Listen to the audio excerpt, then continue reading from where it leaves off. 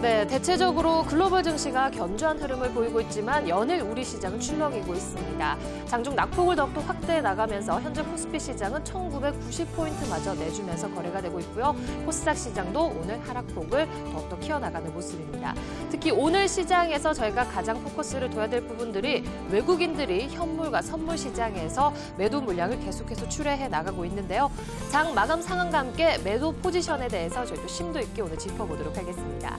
안투위투에서는 장 마감 10분 전 여러분들의 고민 종목들 해결해드리고 있습니다. ARS 이용하셔서 샵 4248번으로 종목과 매수가 비중 남겨주시면 발빠르게 상담해드리도록 하겠습니다.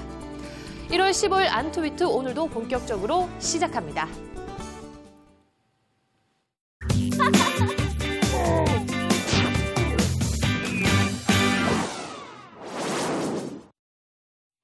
네, 시장이 온탕과 냉탕을 오가면서 요즘 시장 참 많이 흔들리는 모습인데요. 오늘도 든든한 세 분의 전문가와 함께 종목 상담으로 시작을 할까 합니다. 오늘은 이경락, 박수범, 황민혁 전문가 함께 하십니다. 어서 오세요. 네, 안녕하십니까. 네, 자, 전문가분들께서도 지금 시장 보면서 참 까탈스러운 장이 이어지고 있다 이렇게 보실 것 같거든요. 오늘도 많은 의견 내주셨으면 좋겠습니다. 네.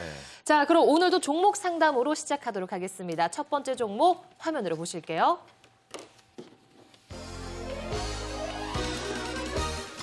첫 번째 종목은 LG화학입니다. 매수가는 32만 9천 원, 비중은 80%고요. 보유 기간은 한 달입니다.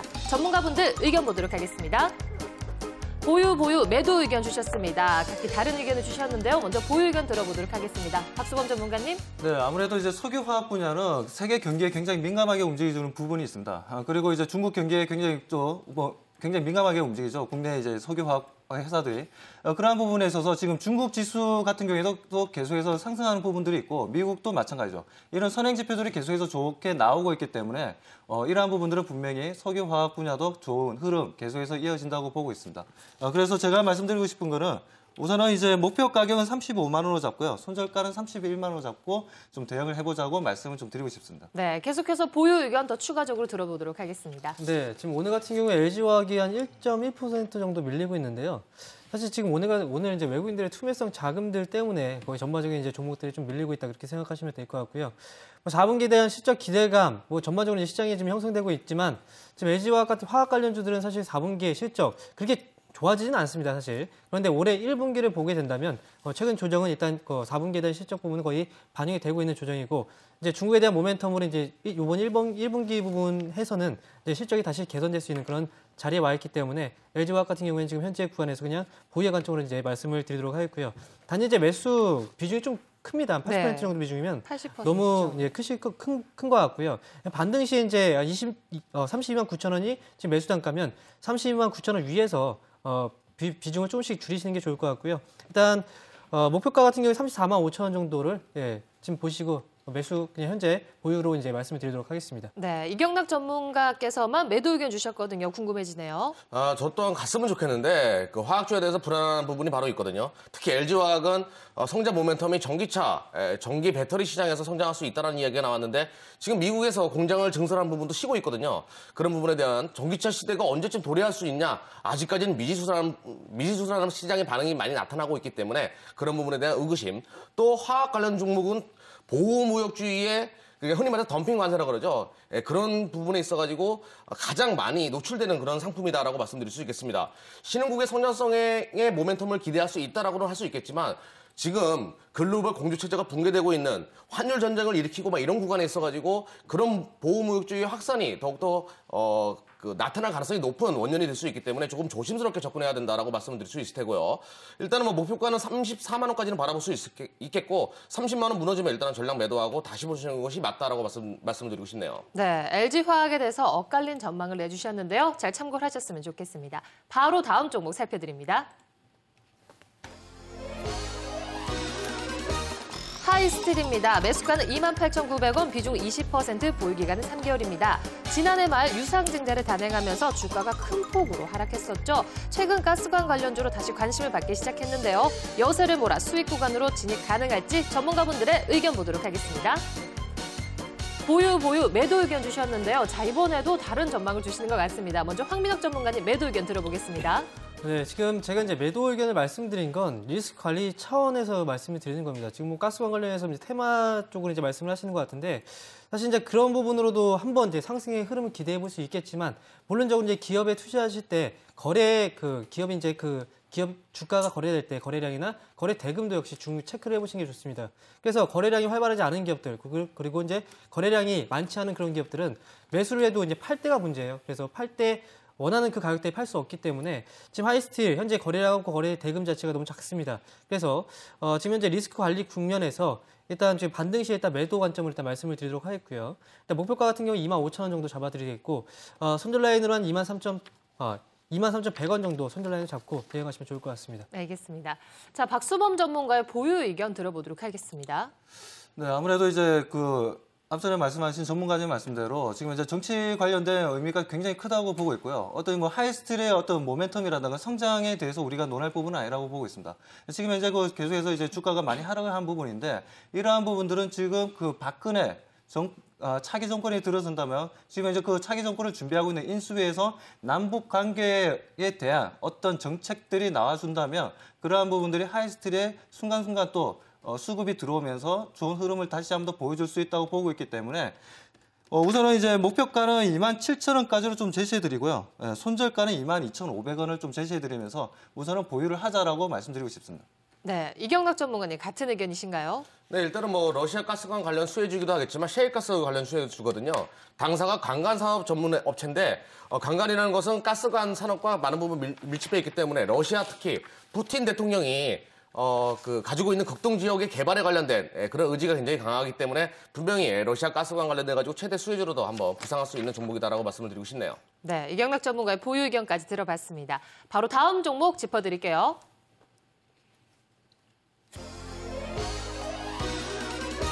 네, 이번에도 철강주네요. 동국제강입니다. 매수가는 2만 원, 비중은 30%, 보유기간은 9개월입니다.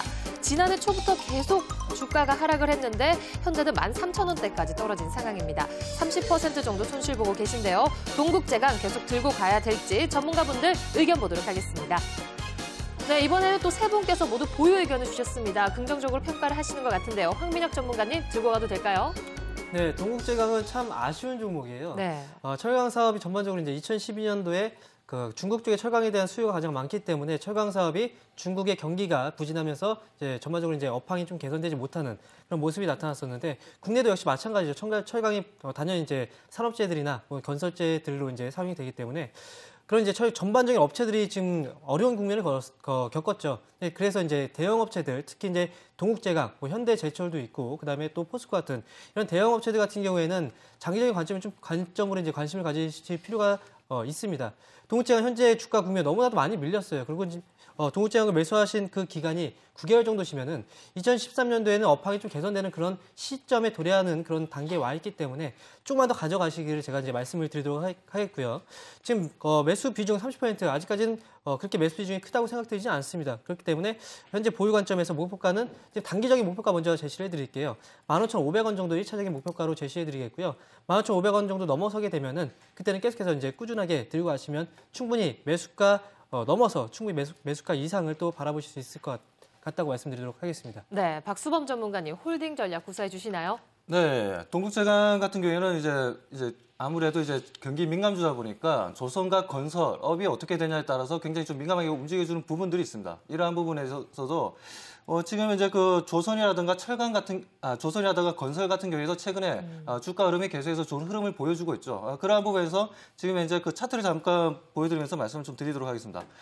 차트를 보시면 최근에 11월 말부터 해서 계속해서 바닥 국면을 이제 벗어나면서 계속 상승하는 모습들을 보여주고 있습니다. 이러한 상승 국면은 지금 이제 지수 흐름에 따라서 지금 이제 다시 한번 더 눌림목 현상을 좀 보여주고 있는데, 지금 오늘도 약 22평선을 좀 이탈하는 모습을 보여줬습니다.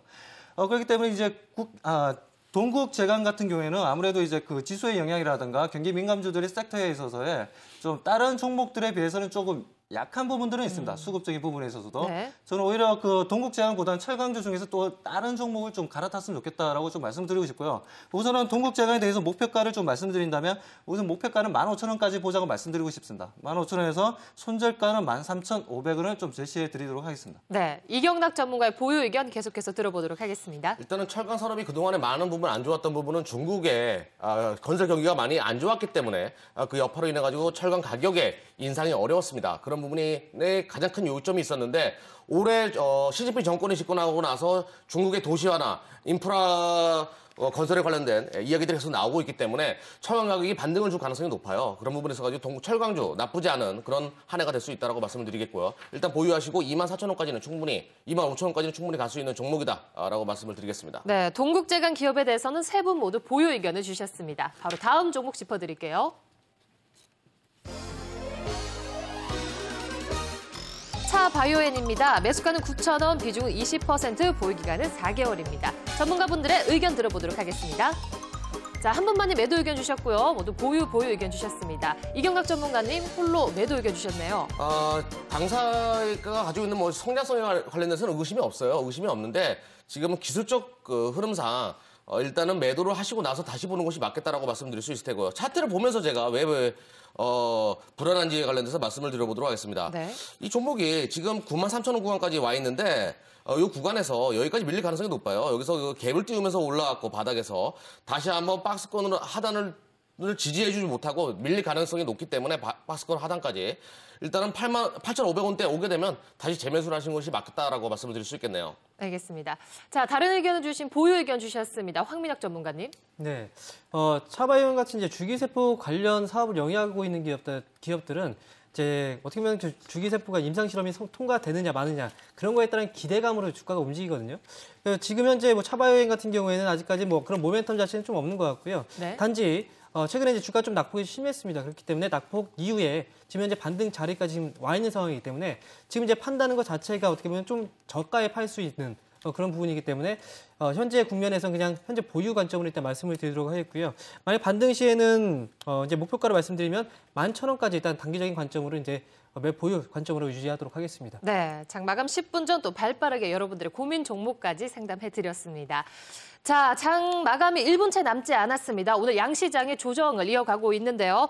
장 초반에 외국인들의 매수세에 힘입어서 상승 출발을 했지만 외국인들이 이내 매도세로 전환을 하면서 코스피 시장 2,000선을 하회를 했습니다.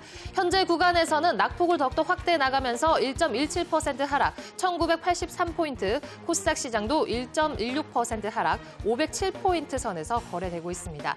낙폭을 더욱더 확대해 나가고 있는 모습이네요. 특히 오늘 포지션에 있어서 지켜봐야 될 부분들이 외국인들이 대규모로 또 선물과 현물 시장에서 매도 물량을 출회를 했는데요. 베이시스 축소가 오늘 지수 하락을 이끄는 모습입니다.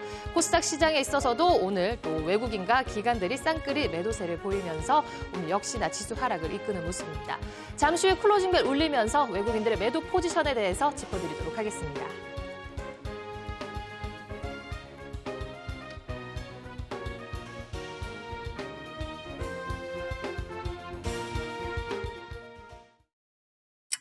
SBS CNBC가 오후 3시 증시 마감 상황을 알려드립니다.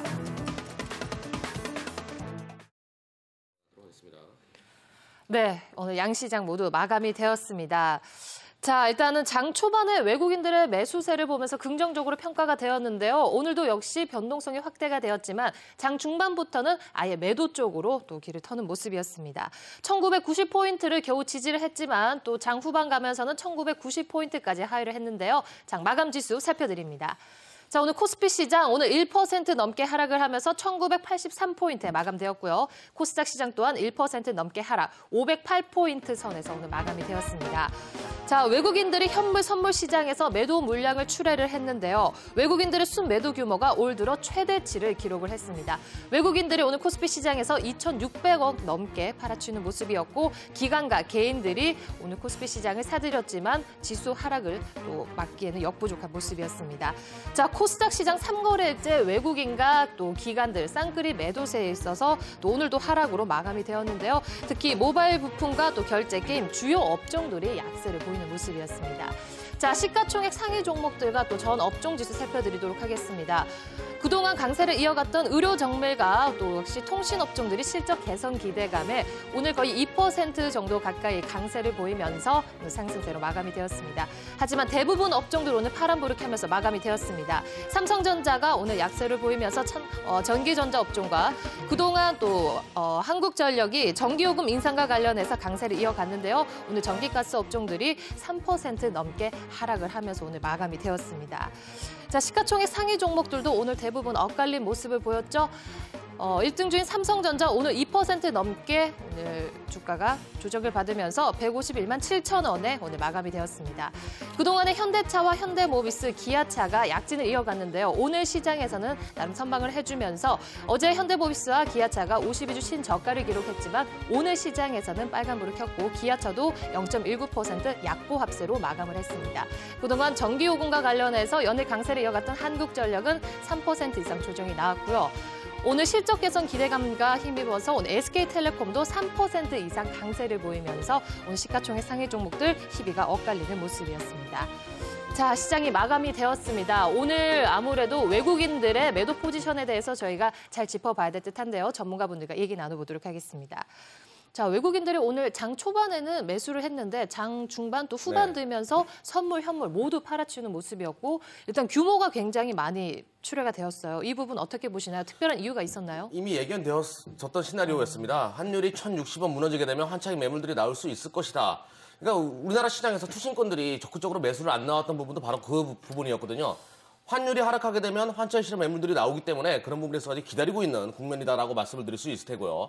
언제까지 이 물량이 계속 출회될지는 모르겠습니다. 하지만 단기적으로 그러니까 주식을 외국인 자금 중에 건전한 자금만 있는 것은 아닙니다. 굉장히 뜨거운 한머리들, 환투기 자금들도 분명히 있는 것이기 때문에 그 자금들이 오늘 빠져나가는 그런 국면이었다라고 말씀드릴 수 있을 테고요. 환율이 1,060원 선 아래에 있는 이 구간에 있어가지고는 지금 시장을 매수 들어가는 것보다는 환차익 실현 매물이 다 출회되고 다 빠져나가는 것을 확인하고 시장을 사셔도 된다라고 말씀을 드릴 수 있겠네요. 네, 그렇다면 환율 흐름을 저희가 또 짚어봐야 되는데 환율은 거시적으로 또 더 떨어질 것으로 예상을 하시는 거 아닌가요? 그렇지 않습니다. 계속 이 자리에서 환투기 자금들의 그 매수세와 그리고 매도세에 의해서 출렁거리는 모습을 보일 가능성이 높겠고요.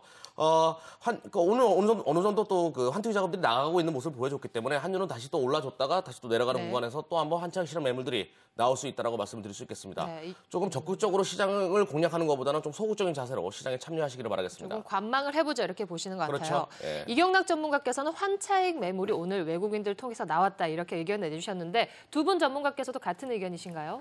일단 저 먼저 말씀드리면요. 환차익에 대한 부분도 분명히 이제 외국인들에게 부담으로 작용을 했을 수 있습니다. 지금 같은 경우에는 뭐 실적 시즌인데 실적에 대한 기대감 자체도 이제 조금씩 눈높이가 좀 낮아지고 있는 그런 가운데 또 한 가지 또 특별한 이슈가 있었죠. 이제 뱅가드 펀드 이제 BM 변경해서 뱅가드 변경과 관련해서 이제 내일부터 물량들이 또 출회가 될 수 있다는 그 우려감들, 시장의 여러 가지 이제 불확실성들이 이제 외국인들의 그 지금 매도세를 좀 부추겼다. 뭐 그렇게 말씀을 드릴 수 있겠고요. 지금 같은 국면에서는 저도 이제 비슷한 생각으로 이제 관점을 갖고 있습니다. 지금 현재 현금을 보유하고 있다면 지금 무리하게 주식을 사야 될 시기는 아니고요.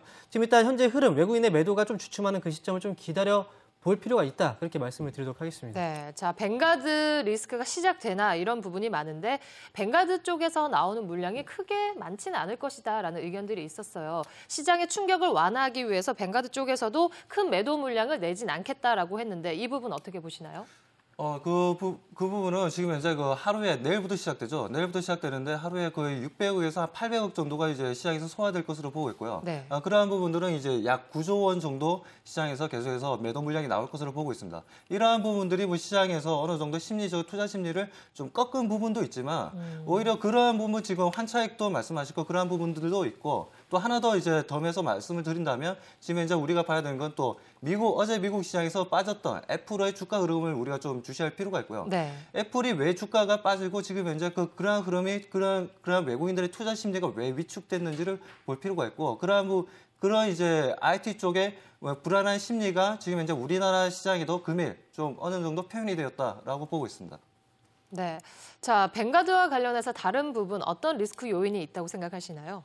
일단은 뭐 뱅가드 관련된 리스크는 시장에 어느 정도 오늘 다 반영이 되어졌다고 보고 있어요. 그 부분에 관련돼 가지고는 좀 더 우리가 관망을 해야 되는 부분이라고 저는 바라보고 있겠고 지금 현재 그 그러니까 시장을 내가 지금 뭐 2,000선 아래 떨어지면 난 사겠어. 2,000선 돌파하면 난 팔겠어. 뭐 머릿속으로 많은 구상을 하시는 분들이 계시는데 지금 이런 리스크 말고도 2월 달에 지금 실적 장세라는 리스크가 또 있거든요. 지금 실적이 굉장히 4분기가 안 좋을 가능성이 높기 때문에 그리고 미국의 부채 한도 상한 조정에 관련된 리스크가 있기 때문에 시장의 리스크를 2월 달까지는 조금 관망하시면서 좀 주변인으로 돌아가시는 것이 맞겠다라고 말씀을 드리고 싶네요. 네.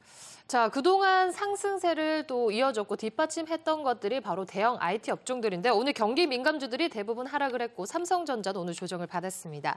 자, 특히 뭐 환율이라든지 또 뱅가드 포트 변경과 관련해서 대형 IT주들이 오늘 동반 하락을 했는데 여기에 또 애플 관련주들도 하락을 했어요. 아이폰 5가 출시되지만 어느 정도 뭐 판매량이 부진할 것이다 이런 뉴스가 있었는데 또 뭐 갤럭시 S4 관련도 있고요. 여러 가지 이런 업종군들 저희가 어떻게 살펴봐야 될까요? 이제 아이폰 관련해서는 사실 저도 지금 좀 좋게 보고 있지는 않습니다. 사실 좀 우려감이 있었어요. 지금 아이폰이 그동안의 시장 점유 마켓 셰어가 1위 업체였다가 삼성이 후발 업체로 이제 진입을 해서 지금 이제 1위 업체로 다시 이제 바뀐 거죠. 그런 과정에서 이제 지금 제가 우려하고 있는 부분이 이제 그 애플 같은 경우에 고위 이제 그 고위층이죠. 고위층 이제 그 경영자들이 점점 이제 밖으로 이탈해 나가는 그런 과정에 진입을 했고요. 이런 과정은 결국 애플이 장기적인 성장성으로 본다면 결코 이제 삼성하고 대치해 봤을 때 좀 경쟁력을 좀 잃었다. 그런 쪽으로 또 해석이 또 가능하거든요. 그런 측면에서 본다면 애플 관련주들 사실 좀 이제 또 길게 지금부터 시작해서 좀 장기적인 성장성을 보고 애플의 주가 관련 종목들을 좀 베팅을 하기보다는 차라리 애플보다 삼성 관련주들에 베팅을 하시는 게 오히려 좋은 판단이다. 그렇게 말씀드리고 싶네요. 네. 이경락 전문가께서는 어떻게 보세요? 저는 그 스마트폰 관련돼 가지고 우리가 한번 생각을 해봐야 돼요. 뭐 아이폰이고 갤럭시도 그렇고 그 과거에 피처폰 시장에서 그 휴대폰 교체구기가 한 3년에서 5년 정도 됐거든요. 그런데 스마트폰이 출시되고 나서 한 2년 정도에 좀 빠르게 변화한 부분이 있는데 짧아졌는데요. 이 교체 주기가 작년에 많은 부분이 이루어졌거든요. 그러면 적어도 스마트폰이 올해 작년처럼 붐을 일으키려면 2014년 정도는 돼야 된다는 얘기예요. 그래서 저는 그 스마트폰 관련 종목에 대해서 조금 지금은 너무 그 단기 투자 매력만 있지 좀 중장기 매력은 없지 않나라는 생각을 좀 해보고 있거든요. 그러니까 투자의 색깔을 찾으려면 태블릿 쪽에서 찾는 것이 맞겠다라고 말씀드릴 수 있을 테고요. 삼성전자가 애플의 아이패드의 아성을 분명히 무너뜨릴 수 있다라고 저는 보고 있습니다. 그 이유는 스티븐 잡스가 없기 때문이겠죠. 예, 네. 그 부분 우리가 주목할 필요가 있겠죠. 네. 참 빈자리가 크네요. 진짜 그렇죠. 어떻게 보면은 네. 그리고 나서 계속해서 이제 이런저런 얘기들이 나오고 있기 정말 때문에 위대한 CEO였어요. 네. 네. 일단 스마트폰이 워낙에 큰 시세를 냈기 때문에 지금 주가에 있어서는 어느 정도 좀 축소기에 접어들었다 이렇게 보는 분도 많으실 것 같거든요. 그렇죠. 삼성전자가 만약에 태블릿 PC 시장에서 성장 궤도를 못 진입할 경우에는 삼성전자 주가도 낙관할 수는 없죠. 네. 자, 일단은 또 본격적으로 실적 시즌이기 때문에 미국 쪽에서의 실적도 저희가 잘 살펴봐야 되는데 뭐 기대치가 낮다, 오히려 뭐 어닝 서프라이즈도 있다 이런 부분들이 있고요. 가장 중요한 부분들이 중국 시장 쪽에서의 분위기를 잘 살펴봐야 되는데 이번 주 후반에 또 중국의 GDP 성장률이 발표가 되잖아요. 기대치에 부합할 것으로 보시나요? 지금 GDP 관련해서 말씀을 드린다면 사실 이제 시장 안에서의 판단 자체가 솔직히 좀 힘듭니다. 만약에 기대치에 부합을 한다 또는 아니다 그런 게 중요한 것 같지는 않고요.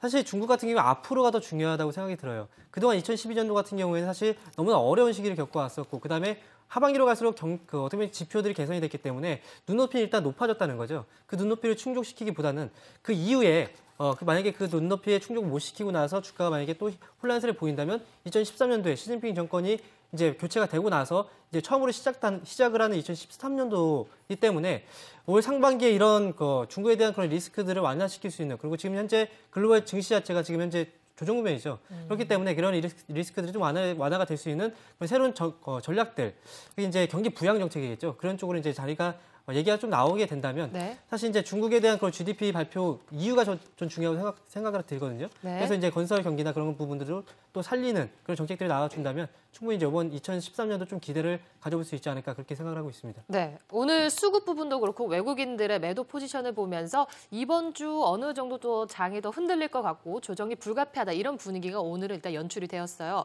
중국 지표와 관련해서 어느 정도 컨센서스가 기대치에 부합을 할 것이다. 그때를 두고 지금이 어떻게 보면 대형 IT주들도 낙폭이 과다하고 이런 부분들 오히려 매수 기회로 삼아보는 건 어떨까요? 중국의 경제 지표는 중요하지 않습니다. GDP 수준에 관련된 이야기는 뭐 계속 그 주가의 후행적인 부분이 강하기 때문에 중요하진 않고요. 제가 말씀드리고 싶은 부분은 중국에서 열리는 정책 회의들이 중요해요. 뭐 2월 달에도 있고 3월 달에도 뭐 여러 가지 공정 회의가 준비되어 있는 걸로 알고 있는데 그 회의에서 어떤 화두를 던지는가, 시진핑의 입에서 어떤 얘기가 나오는가, 그 정권의 입에서 어떤 스토리로 시장을 부양하겠다라는 그 얘기가 나오는 거 가장 중요하죠. GDP나 뭐 이런 경제 지표는 크게 신경 쓰실 필요가 없습니다. 오히려 그런 부분보다는 더 디테일한 부분, 정부 정책 쪽에 더 초점을 두자 이렇게 보시는 그렇죠. 것 같습니다. 예. 자, 일단 우리나라도 새 정부가 들어서면서 여러 가지 뭐 부동산 쪽의 정책이라든지 그렇게 해서 온 또 중소형 건설주들이 다시 한번 좀 고개를 드는 모습인데요. 이 부분에 대해서도 잘 짚어보셨으면 좋겠습니다. 자, 오늘 장 마감 상황까지 살펴드렸는데요. 내일 장을 또 전문가분들께서는 어떻게 전망을 하셨고 어떤 전략을 구사해 주셨는지 먼저 화면으로 확인해 보시겠습니다.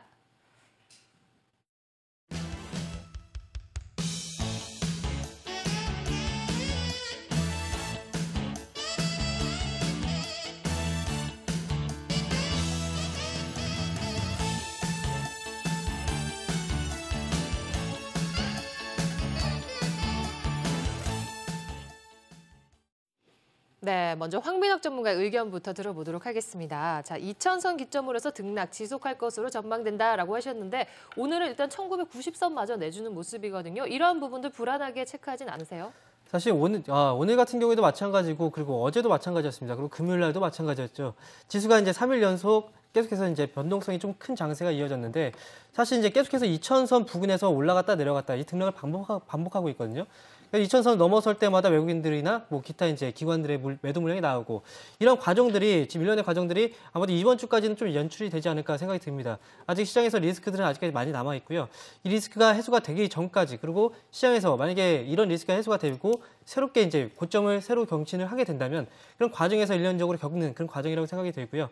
단지 지금 현재 국면이 아직까지는 2000선 부근 2000선 부근이라고 한다면 아직까지 좀 어떻게 보면 좀 부담감이 있는 자리입니다. 이제 펀드도 환매가 좀 나올 수 있는 그런 자리고 그리고 외국인들도 매도세가 좀 나오고 있는 자리이기 때문에 2000선을 좀 확인을 하고 나서 2000선 부근에서 올라갔을 때 그때를 이제 매수 관점을 한번 가져보시는 것도 좋은 전략이 되지 않을까 생각이 듭니다.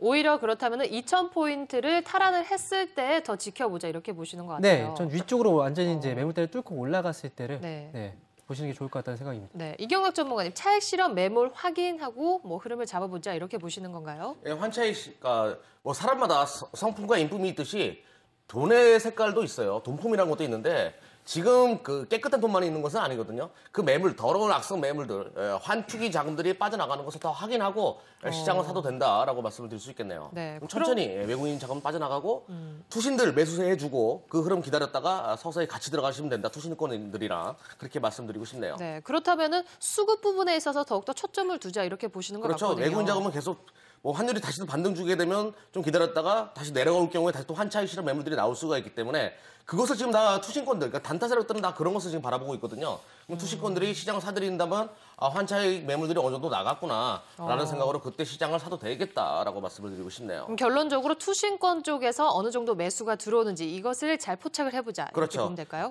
지수에 뭐 어떤 1920선이 깨진다 이런 말보다는 네. 수급 상황을 확인하고 바닥을 확인하시는 것이 더 맞겠다라고 말씀드리고 싶습니다. 네. 자, 일단 간밤에 뉴욕 증시가 혼조세로 마감을 했어요. 시장에 크게 영향을 줄 만한 경제 지표 발표가 없는 가운데 또 실적을 두고 관망세가 짙어지는 모습인데요. 일단은 미국 증시도 견조한 흐름을 이어가는 것 같습니다. 박수범 전문가께서는 미국의 선행 지표 긍정적으로 기대된다라고 말씀을 하셨어요. 네, 지금 아무래도 지금 우리 경기에서 최근에 이제 주가가 상승했던 부분이 미국의 그 주택 시장이라든가 그리고 그 PMI 지수라든가 이러한 부분들이 선행 지표들이 좋은 흐름을 보여줬다는 부분들입니다.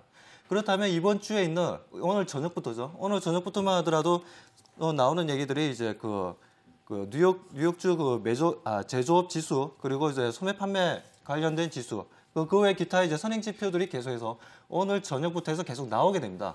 이러한 것뿐만이 아니라 지금 이제 또 금융주들의 4분기 실적도 우리가 또 눈여겨볼 필요가 있는데요. 뭐 JP모건, 뭐 체이스라든가 아니면 뭐 뱅크 오브 아메리카라든가 뭐 이러한 회사들의 골드만삭스 이러한 회사들의 미국의 금융회사들의 실적이 어떻게 나오는지도 우리가 체크해봐야 되는데 지금까지 이제 이루어졌던 이제 흐름들이라든가 미국의 정책들이라든가 이러한 모든 것을 봤을 때는 계속해서 시장은 우리가 좋게 바라볼 수 있다는 부분이고 문제는 지금 시장에 있어서는 지금 이제 계속해서 우리 시장만 아시아에서도 마찬가지고 유럽도 마찬가지. 유럽도 계속 상승하고 있고 미국도 상승하고 있고 일본도 계속 상승하고 중국도 계속 상승하고 있습니다. 하지만 우리 시장 같은 경우에는 거의 2000포인트에서 거의 갇혀있는 박스권 형태를 최근에 두고 있어요. 네. 이러한 부분들은 아무래도 투자 심리가 많이 꺾여 있는 부분들인데 이러한 부분들은 한 번 더 선행 지표의 좋은 흐름이 다시 한 번 더 그 주식시장에 다시 한 번 더 달궈질 수 있다고 좀 보고 있습니다. 네. 그러면 결론적으로 지금 시점이 어떻게 보면 매수 타이밍이라고 보시는 건가요?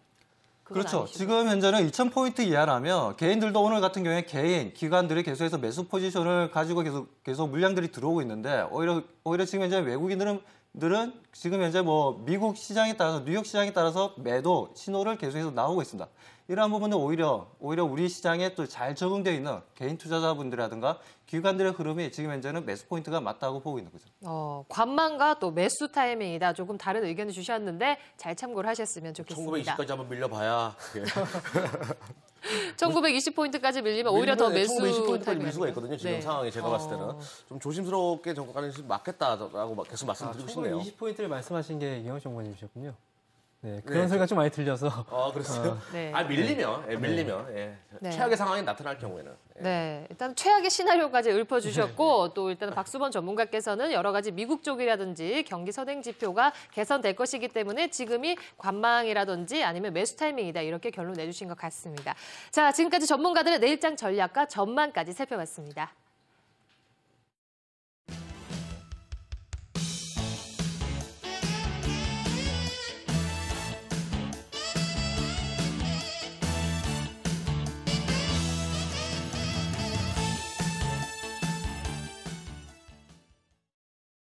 아홉 살 칭칭에게 아름다운 교실이 생겼습니다.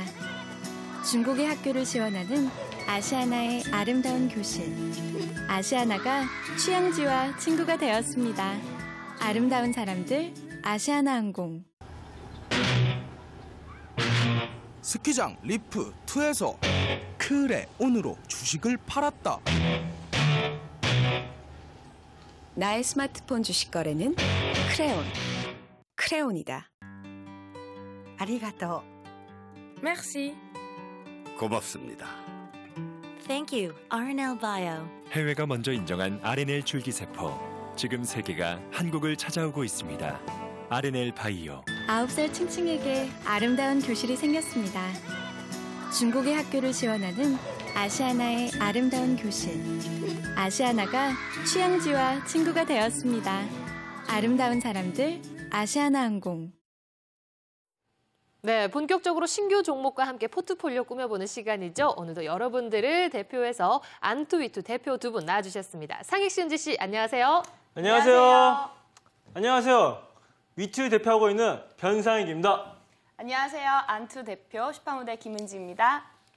네, 자 오늘 또 은지 씨가 자리를 해주셔서 더욱더 반가운 것 같아요. 오늘 또 두 분께서 굉장히 촌철살인적인 멘트 많이 해주시고 또 좋은 종목들 쪽집게처럼 잘 고르시길 바랄게요. 자, 안전하고 보수적인 투자를 지향하는 은지 씨와 또 위험한 급등락 종목을 좋아하는 상익 씨와 함께 본격적으로 포트폴리오 꾸며보도록 하겠습니다.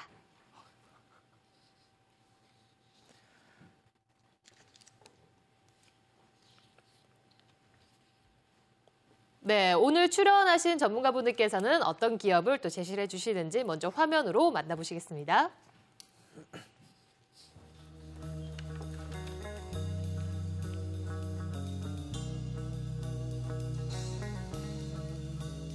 코너 타이틀도 안 들어갔네.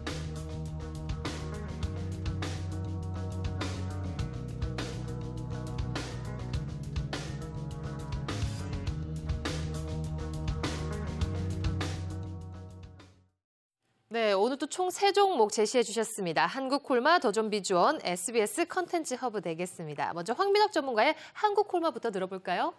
네, 저부터 말씀을 드리도록 하겠습니다. 이제 한국콜마라는 기업을 이제 말씀을 드릴 텐데요. 이미 CG에 나갔었죠. 한국콜마라는 기업은 아마도 이제 우리나라 이제 여성분들이라면 다들 아시는 그런 기업이 아닐까 생각이 듭니다. 한국콜마는 이제 국내 1위의 화장품 제조업을 담당하는 그런 업체라고 이제 말씀드릴 수 있겠고요. 과거 이제 한국콜마는 지난 10월 달이었죠. 인적 분할을 통해서 이제 지주회사인 한국콜마 홀딩스하고 한국콜마 현재 한국콜마로 이제 양분화돼서 사업을 이제 분류가 됐었는데 지금 한국콜마 쪽으로 이제 사업 분야가 나와 있는 건 이제 어떻게 보면 황금알 낳는 사업 분야죠. 화장품 사업 부분을 지금 한국콜마가 영위하게 됐고요. 그리고 이제 추가적으로 본다면 그 사업 분야 잠깐만 확인을 해보면 화장품 사업 부분 그리고 제약 사업 부분 그리고 건강기능식품까지 이 사업 부분은 지금 현재 한국콜마가 지금 가져가게 됐습니다. 그래서 이제 한국콜마 홀딩스 같은 경우에는 이제 지주사의 역할을 하면서 이제 지분을 지금 지금 전체적인 그 회사들, 자회사들 이제 관리하는 관리 체계로 이제 사업을 영위한다라고 이제 생각하시면 될 것 같고요. 제가 이제 한국콜마 지금 현재 시장 분위기로 봤을 때 사실 어떤 종목을 사야 될지 정말 고민입니다. 오늘 같은 경우에 한국콜마도 주가 좀 올라가다가 또 떨어졌다가 좀 거의 이제 등락을 좀 반복하는 그런 모습들인데 아마 이제 다들 그러실 거예요. 지금 현재 기업들 어떤 기업을 정말 사야 되는지. 그래서 이제 제가 잠깐 말씀을 드린다면 제가 지금 현재 시장에서 나와 있는 그 리스크가 사실 이제 미국 쪽에 대한 리스크거든요. 그래서 미국에 대한 리스크가 있다면 차라리 중국에 대한 기대감이 있는 중국 쪽 관련 주들을 좀 보시는 필요가 좀 있다. 이렇게 말씀을 드릴 수 있겠고요. 그 대표적인 업체가 바로 한국콜마라고 이제 말씀을 드리도록 하겠습니다. 먼저 이제 중국과 일본 간 과거에 지난해 2012년도였죠. 중국하고 일본이 이제 조어도라는 이 지금 섬을 두고서 서로 영토 분쟁이 있었습니다. 아직까지 일본하고 중국 같은 경우에 이 섬을 둘러싸고 나서 계속해서 이제 충돌이 발생하고 있는데 조어도에 대한 문제로 인해서 우리나라가 좀 수혜를 받고 있죠. 그래서 중국하고 일본들의 그 관광객들이 우리 한국 쪽으로 이제 넘어오게 됐었고 거기다가 추가적으로 보게 된다면 지금 현재 지난해 가장 큰 이슈로 됐던 게 바로 K-팝의 열풍이었어요. 그래서 싸이의 강남 스타일도 지금 전 글로벌적인 그 인기를 얻었었고요. 그렇기 때문에 이런 여러 가지 이제 다양한 한국의 그 문화들을 알릴 수 있는 그런 계기가 됐었고 그에 따라서 지금 한국콜마의 그 화장품 판매 역시도 증가세를 보였다는 거죠. 그래서 지금 한국콜마 같은 경우에는 K-팝의 열풍들 그리고 일본하고 이제 중국에 대한 그런 악재들로 인해서 가장 큰 수혜를 볼 수 있는 그런 업종 중에 하나다라고 말씀드릴 수 있겠고 그리고 최근 들어서 이제 제가 말씀드린 그 미국 시장이 좀 안 좋기 때문에 지금 중국 쪽에 대한 수혜 업체들을 본다면 그 단연 한국콜마를 뽑을 수 있다는 겁니다. 그리고 이제 사실 이제 한국콜마 같은 경우에는 북경콜마라는 그 자회사가 있는데 중국 쪽에 있죠. 중국 쪽 자회사가 실적이 별로 안 좋았어요. 그리고 이제 한국에서 경쟁업체가 코스맥스라는 경쟁업체가 있었는데 코스맥스가 한국콜마보다 경쟁력이 떨어짐에도 불구하고 중국 쪽에 먼저 진출했다는 이유로 주가가 급등세를 보인 적이 있었습니다. 물론 지금 북경콜마 같은 경우에는 중국 쪽이죠. 코스맥스보다 이제 늦게 진출했기 때문에 중국 쪽 사업 분야 마켓셔를 좀 점유하지 못했지만 2013년도를 기점으로 해서 북경콜마가 흑자 전환 시도를 하고 있고요. 그리고 2014년도, 2015년도 꾸준한 성장세를 유지할 수 있다는 부분, 이런 부분이 바로 한국콜마의 지금 가장 큰 모멘텀이 아닐까 생각이 듭니다. 그래서 올해 중국 쪽 매출 같은 경우에는 계속해서 2012년도 사실 큰 성장세를 보이지 못했어요. 그렇지만 2013년도를 기점으로 해서 꾸준하게 가파른 성장세를 유지할 수 있다는 부분, 이런 게 바로 지금 한국콜마의 가장 큰 장점이 아닐까 그렇게 생각을 하기 때문에 한국콜마를 지금 말씀을 드리도록 하겠습니다. 네, 화장품 쪽에도 한류 열풍이 일고 있는 건 사실이거든요. 명동 쪽에서도 외국인들이 다 화장품을 사러 많이 온다고 하더라고요. 네, 밟힐 뻔했어요. 사람들 진짜 많더라고요. 예. 네, 자 화장품 또 기업을 제시를 해주셨는데 은지 씨께서 궁금한 점이 많지 않을까 이런 생각이 들어요. 그래도 아무래도 제가 여자다 보니까 화장품 쪽은 상학 씨보다 좀 많이 알고 있는 것 같아요. 그런데 직접 만들어서 생산하는 화장품이 또 다른 데도 되게 많아요. 그래서 뭐 만들어서 생산하는 예를 들어서 무슨 먹지 마세요 뭐 이런 브랜드 있잖아요. 그런 브랜드가 또 한류 열풍의 또 주역인 모델들을 써서 또 중국 시장에도 또 진출해서 굉장히 성장이 잘 되고 있다고 들었거든요. 근데 그런 기업보다 한국콜마가 나은 이유가 뭘까요? 네, 한국콜마가 훨씬 낫고요. 그 이유는 제가 말씀을 드린다면 네.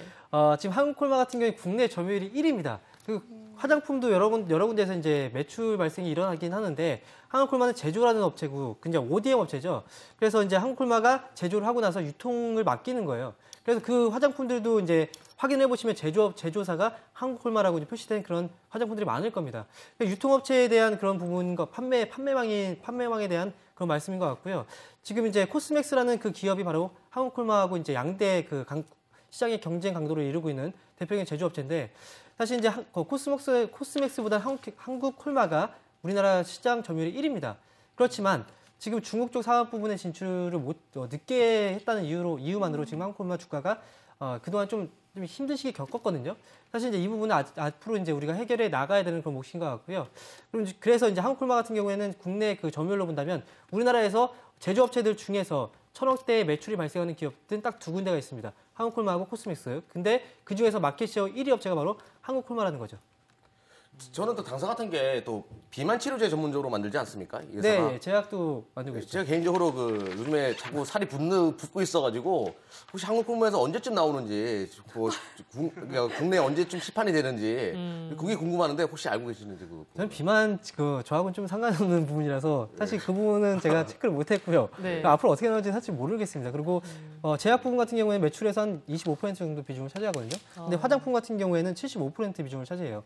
제약 쪽에 대한 매출도 만약에 플러스가 된다면 비만 치료제가 나와서 이제 플러스가 된다면 이경락 전문가님이 많이 구매를 하시겠죠? 아주 그냥 뼈만 남게끔 많이 먹어요. 그렇게 된다면 관심 있는 이경락 전문가께서 나중에 파악을 하셔서 알려주시면 되겠네요. 네, 제가 좀 더 분석을 해봐야겠는데 이거. 네. 예. 자, 나머지 또 궁금한 점 많으실 것 같아요. 저도 궁금한 게 있는데 요즘 경제 채널만 보면은 많이 한 소리가 그거냐? 뭐지? 제약, 화학이 약세다. 그렇게 하시는데 그러면 이 리스크가 있는 거 아닌가요? 그러면 이것도?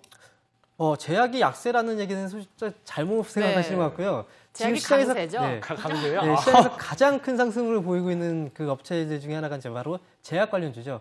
앞에서 이제 제약에 대해서 말씀을 해주셨는데 한국콜마 같은 경우는 사업 분야 두 가지가 가장 대표적인 사업 분야입니다. 제약 쪽 지금 현재 시장에서 대두가 거의 이제 가장 핫하죠. 핫한 그 제약 쪽 판매 비중이 한 20%, 25% 정도 비중을 차지하고 있고요. 그리고 화장품 비중이 75% 비중. 그렇기 때문에 시장의 트렌드에도 맞고 그다음에 앞으로 성장성으로 본다면 중국에 관련된 성장성이 시장에서 부각이 될 거기 때문에 이런 부분들이 같이 혼재된 그런 기업 중에 하나라고 이제 말씀드릴 수 있겠습니다. 네. 지난해 10월 인적 분할이 됐다고 하는데 지금 주가 흐름 어떤지 짚어주시죠. 네, 지금 한국콜마 이제 재상장이 됐기 때문에 지금 흐름 자체가 그렇게 많은 흐름이 나오지는 않고 있습니다. 네. 상장되고 나서 이제 첫 번째 그 형성했던 그 봉에 그 고점 부근에서 지금 계속해서 지지를 받고 그 위에서 이제 횡보 흐름이 지금 나오고 있는 그런 모습인데 사실 이제 욕심은 좀 부리지 않고 지금 가려고 합니다. 지금 요즘에 이제 최근에 박스권으로 본다면 지금 저점 부근에서 지금 반등이 지금 나오고 있는 그런 위치거든요. 저점 부근에서 반등이 나오고 있는 그런 위치이기 때문에 현재 흐름 자체도 고점을 높이고 저점을 또 낮추는 그런 모습이 나타나고 있기 때문에 지금 현재 흐름 자체가 상승 추세라는 거죠. 박스권 안에서 상승 추세 국면 그리고 이제 목표가는 단기적인 관점으로 한번 먼저 1차적인 목표가를 제시를 해드리도록 하겠는데 최근에 이제 고점 부분보다는 좀 낮은 가격 즉 목표가는 34,000원 부분까지 일단 목표가를 제시를 해드리도록 하겠고요. 손절 라인을 잡아드린다면 이전에 이제 고점 부근으로 형성했던 바로 이제 그 부근, 그 가격대를 한번 체크를 해본다면 이 자리가 반등이 나올 수 있는 그 자리거든요. 그렇기 때문에 그 자리가 바로 28,900원짜리입니다. 그래서 그 부근까지 한번 밀려도 상승 추세는 계속해서 유지가 될 수 있다는 그런 측면에서 이제 손절 라인은 28,900원을 제시해드리도록 하겠습니다. 네, 어느 정도 박스권에 갇혀서 그 지난해 10월부터 쭉 이어오는데 최근에 기간 쪽이라든지 수급 부분은 괜찮은데 아쉬운 부분이 거래량인 것 같거든요. 오히려 이쪽에서 탄력이 붙는 부분을 포착을 하려면은 거래량 증가 부분을 또 잘 파악을 하시면서 지켜보시면 좋을 듯합니다. 거래량 잠깐 말씀드리면 네. 지금 시장 자체가 거래량이 좀 적습니다. 지금 시장 흐름 자체가. 네. 그래서 한국콜마 같은 경우에도 그런 어떻게 분위기를 좀 타기 때문에 지금 이렇게 나온 것 같고요. 거래량 한번 발생되게 된다면 그때가 정말 이제 강력하게 지금 올라갈 수 있는 그런 자리가 나오지 않을까 또 그렇게 기대도 해볼 수 있을 것 같습니다. 알겠습니다. 한국콜마의 차트 흐름까지 짚어드렸습니다. 자, 다음 종목 바로 이어가도록 하겠습니다. 박수범 전문가님, 굉장히 친숙한 종목을 가지고 오신 것 같아요. 네, 그 SBS 컨텐츠 허브라는 회사를 좀 들고 나왔습니다. 이 회사를 이 동사를 제가 들고 나온 이유는 아무래도 지금 현재 가장 우리가 지금 주시해야 될 시장에서 지금 시장 투자 심리가 조금 약간 꺾여 있는 부분에 있어서 좀 바라봐야 될 게 아무래도 서비스 쪽이라든가 컨텐츠 관련된 라이센스 관련된 사업을 하고 있는 회사들을 좀 바라보자라는 의미에서 저 SBS 컨텐츠 허브라는 회사를 들고 나왔고요. 최근에 이제 한류 열풍 때문에 계속해서 시장에서 좋은 흐름을 보여줬습니다. 이러한 부분들은 작년에 싸이의 그 말춤이 전 세계적으로 유행했었죠. 이러한 부분이 또 최근에 소녀시대가 SM에서 소녀시대가 다시 컴백을 하면서 그 빌보드 차트 앨범에서 1위를 했습니다. 이러한 부분들은 컨텐츠가 한류의 열풍은 계속해서 전 세계적으로 진행 중이다라고 보시면 되고요. 그러한 부분에 있어서 이제 SBS 컨텐츠 허브라는 회사는 도대체 어떤 일을 하냐? 바로 SBS에서 나오는 뭐 드라마라든가 오락 프로그램이라든가 그리고 SBS의 지금 이제 SBS ESPN 아니면 지금 이제 SBS CNBC와 같은 이러한 여러 방송 채널을 가지고 있는 컨텐츠를 해외 판매라든가 국내 판매를 담당하고 있는 부분들입니다. 이러한 부분들에 있어서 아무래도 가장 많은 매출을 보여주는 게 드라마 쪽인데요. 드라마 쪽 중에서도 아무래도 좀 전 세계적으로 인기가 있는 아이돌 그룹이 나오는 드라마 같은 경우에는 굉장히 많은 그 퀄리티로 판매가 된다고 하더라고요. 예. 이러한 부분들이 뭐 최근에 보면은 이제 계속해서 매출처가 지금 현재 일본이 현실적으로 가장 많습니다. 일본이 지금 현재 뭐 60%가 좀 약간 넘는 매출을 좀 보여주고 있고, 그 외에는 이제 중화권 중에서도 중국, 대만, 홍콩 이런 쪽으로 이제 좀 국한되어 있는 부분들이 있어요. 이런 좀 매출처가 국한되어 있는 부분들이 있는데 2013년부터는 이런 국한되어 있는 매출처가 다각화될 수 있다고 좀 보고 있는 부분들이고요. 이러한 다각화는 지금 현재 우리가 유추해 볼 수 있는 부분들은 유튜브라는 그 채널을 통해서도 국내 컨텐츠를 계속해서 유럽이라든가 미국인들이 계속해서 관심을 가지고 조회수가 계속 늘어나고 있다는 부분들입니다. 그렇다면 지금 현재 아시아에만 지금 현재 판매를 하고 있는 이러한 매출이 좀 더 유럽이라든가 미국이라든가 좀 더 다변화되면서 지금 현재 좀 약간 정체되어 있는 매출이 아무래도 이번 4분기 또한 2011년 4분기랑 거의 비슷하게 나올 겁니다. 비슷하게 나올 거고, 그 매출에 대한 지금 현재 4분기에 대한 기대심으로 우리가 SBS 컨텐츠 허브를 매수를 하자는 부분은 아니고요. 오히려 2013년 들어서 이러한 유럽과 미국 쪽에서도 충분히 우리 컨텐츠를 사서 볼 수 있는 그러한 환경은 조성될 것이다. 그렇다면 지금 이제 약 매출이 2천억 정도 정체되어 있는 부분들이 지금 이제 이번 연도만큼은 큰 상승률을 보여줄 수 있다라고 보고 있기 때문에 SBS 컨텐츠 허브를 좀 추천드리고 싶고요. 그리고 차트를 보면서 좀 말씀을 좀 드리도록 하겠습니다. 차트를 보시면 최근에 그 8월 달이었죠. 8월 달에 이제 저점을 찍고 다시 한 번 더 이제 큰 상승률을 좀 보여줬습니다. 이러한 상승의 흐름이 다시 한 번 더 최근에 12월 말부터 해서 다시 한 번 더 만들어지는 부분이었고요. 이렇게 이제 만들어진 부분들은 지금 현재 계속해서 진행형이다라고 보시면 되고, 8월 달에 이제 만들었던 이러한 흐름들, 그래서 약 10,000원권에서 17,000원까지 이제 상승했던 마디 흐름은 지금 이제 12,000원 부근에서 다시 한 번 더 이 마디 흐름은 계속해서 유지가 된다라고 보시면 되겠습니다. 네. 그렇다면 이제 매수가를 말씀드리면 14,000, 오늘도 이제 약간의 지수 조정에 따른 뭐 14,250원을 좀 보여주고 있는데 14,200원을 매수가로 좀 말씀을 좀 드리고요. 거기에 따른 목표가는 17,500원, 전 고점까지는 좀 보자라고 좀 말씀을 드리고 싶습니다. 네. 자, SBS 컨텐츠 허브 또 기업 내용을 보면은 굉장히 친숙하고 저희가 잘 접할 수 있는 이런 부분들을 또 담고 있는 것 같아요.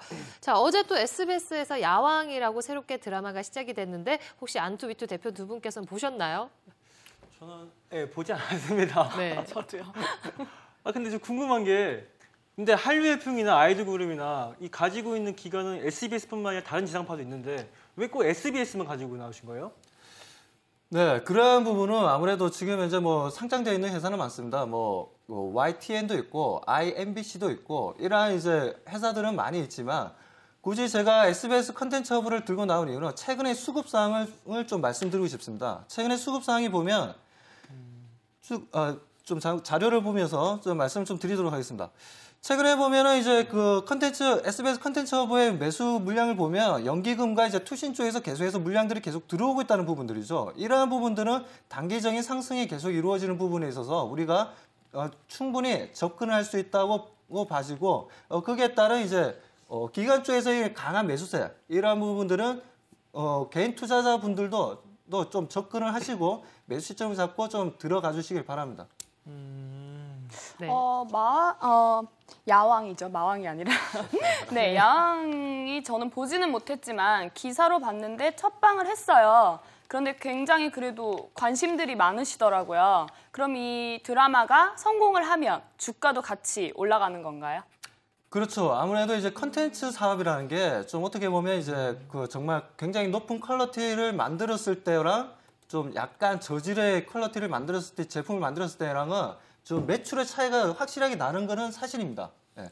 그러한 부분에서 계속해서 SBS 쪽에서도 뭐 작년 같은 경우에도 뭐 추적자라든가, 그리고 이제 그 추적자 외에 지금 이제 초한지 뭐 이러한 부분들이 이러한 드라마들이 20%가 넘는 시청률을 보여줬고 그에 따른 판권들이 해외에서도 반응이 좋다는 부분들이죠. 지금 이제 뭐 계속 이제 뭐 최근에 뭐 야왕도 나왔고 그리고 이제 6월달에 또 준비를 하고 있는 드라마들이 있습니다. 이러한 부분들은 분명히 SBS의 컨텐츠를 좀 더 질 좋은 양질로 만들고 이러한 부분들은 분명히 주가에도 영향을 크게 미칠 것으로 보고 있습니다.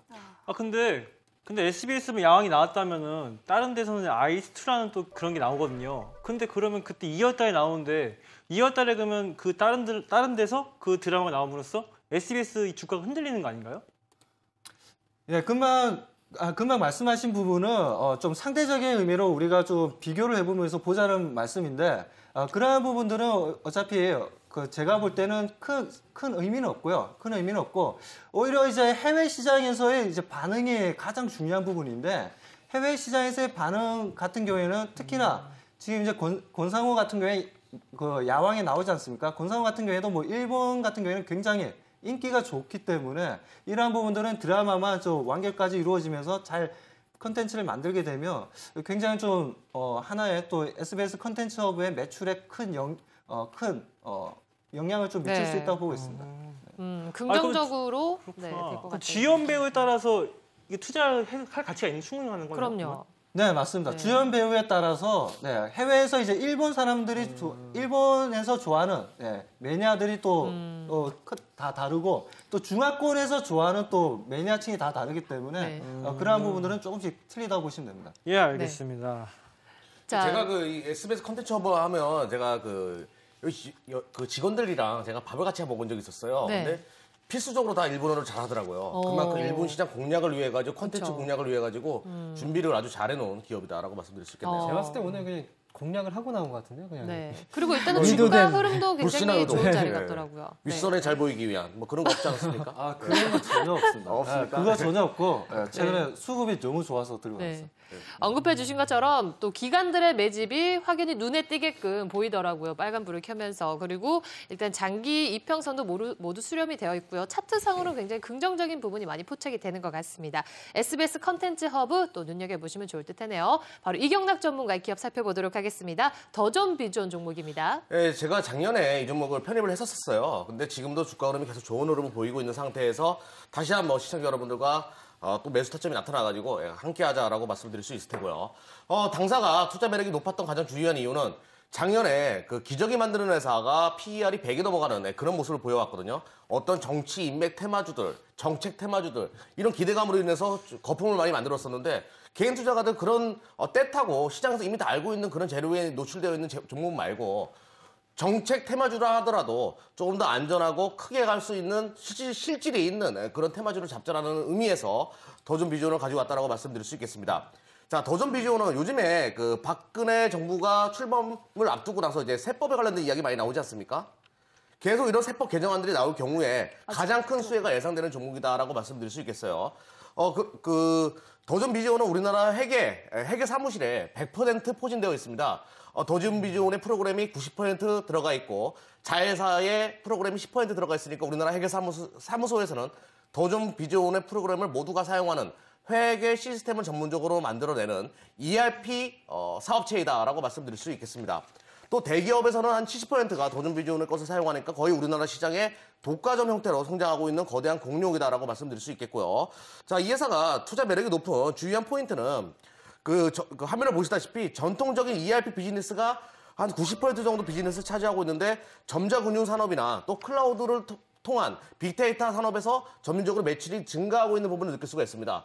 그래서 너무 혼자서 독식하는 그런 성숙기에 접어든 산업체가 아니냐라는 인식을 갖고 있는데 클라우딩이나 빅데이터 또 전자금융 산업에서 서서히 매출액이 증가하고 있다는 것은 또 다른 성장 원동력을 찾았다. 매출처 다변화를 이루어냈다라고 말씀드릴 수가 있을 테고요. 또한 그 빅데이터에 관련돼서 우리가 한번 생각을 해보자고요. 구글이 이제 빅데이터 회사에다 투자하고 이런 모습을 많이 보여주는데 이 빅데이터의 시대가 분명히 도래할 것이라 저는 보고 있습니다.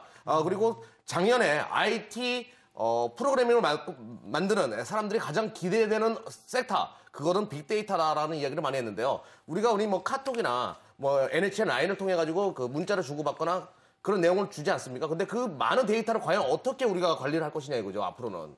그런 부분에 있어가지고 실질이 있는 시스템을 만들어 놓는다는 것이겠죠. 예를 들어서 당사가 그 청평에다가 지금 그 회사를 이전을 했거든요. 이전을 했는데 실질이 있는 빅데이터 하드웨어 시스템을 만들어 놨다는 거예요. 네. 그 부분에 우리가 주목을 할 필요가 있을 테고요. 그러니까 수많은 빅데이터 관련 회사들이 나타나고 있지만 뭐 하드웨어 부분에 있어서 실질적으로 지금 매출을 찍어내고 있고 진출을 하고 있고 준비를 한 농기업은 없다는 것입니다. 더 준비조는 바로 그런 부분에 있어서 미리 준비를 해놨고 또 정부가 그런 부분에서 적극적인 지원을 해주고 있기 때문에 앞으로 새로운 정권 출범에 있어가지고 최대 수혜주가 될 수 있다라고 말씀을 드릴 수 있을 테고요. 또 하나 이제 마지막으로 제가 이제 드릴 말씀인데요. 우리나라가 초고령화 사회가 지금 만들어지고 있지 않습니까? 네. 근데 초고령화 사회 속에서 또 출산 장려를 또 우리나라 정부에서 해야 돼요. 그러니까 그 저출산이 또 문제가 되니까요. 그런데 출산 장려를 하게 되면 여성 인력이 또 가사로 돌아가게 되는 그런 부분이 있기 때문에 노동력이 더 부족해질 수가 있단 말이에요. 이 부분을 해결할 수 있는 것이 바로 당사가 만드는 스마트 오피스 환경이겠죠.